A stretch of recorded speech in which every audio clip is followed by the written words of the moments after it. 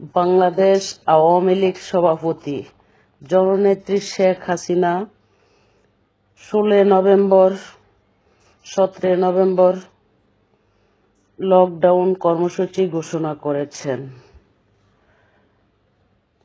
দেশের জনগণ সার্বিক স্বার্থে এবং মিথ্যা মামলা হামলা, জোর জুলুম, নির্যাতন, জেল জরিমানা, ধর্ষণ বিরুদ্ধে, দেশে আগুন জ্বালাও পোড়াও, গুম খুন হত্যার বিরুদ্ধে, কর্মজীবী রক্ষা করার স্বার্থে বাংলার জনগণকে আওয়ামী লীগ সভাপতি জননেত্রী শেখ হাসিনা মাঠে নামার আহ্বান জানিয়েছে। 16 নভেম্বর 17 নভেম্বর পর্যন্ত লকডাউন চলমান থাকবে। যতক্ষণ পর্যন্ত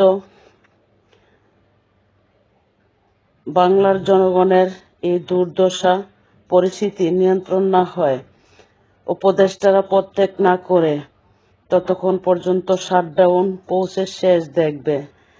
কারণ জননেত্রী শেখ হাসিনা তার জানমাল বাঁচাতে গিয়ে গত 5 আগস্ট 24 লোকজনের হত্যার হাত থেকে বাঁচতে গিয়ে জননেত্রী শেখ হাসিনা দেশ ছাড়ে এবং ভারত অবস্থান নেয়।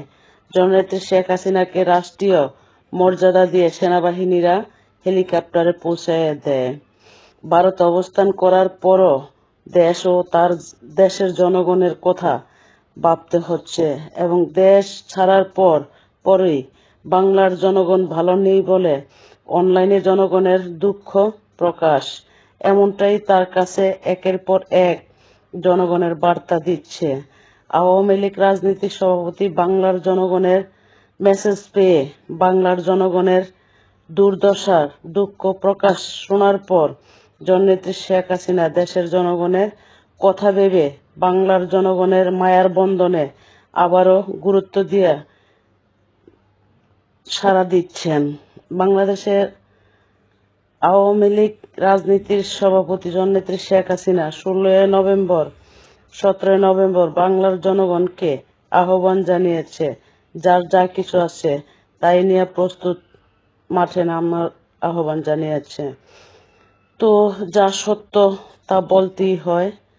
13 নভেম্বর ধানমন্ডি 32 এক মায়ের বয়সী সালমা ইসলামকে জয় বাংলা স্লোগান দেওয়াতে এনসিপির এক মেয়ে এমনভাবে পিটিয়ে আইনের আওতায় তুলে দেয়, তাকে মিথ্যা ছাত্র হত্যার মামলায় জড়িয়ে দেয়, যা দুঃখজনক। তো এখনই সময় তাদের হাত থেকে দেশ ও জাতি রক্ষা করা, নয়তো তারা এমনটাই করবে। তো সকলেই যার যার অবস্থান থেকে এই প্রতিবাদটা জরুরি। ভালো থাকবেন। খোদা হাফেজ। আসসালামু আলাইকুম।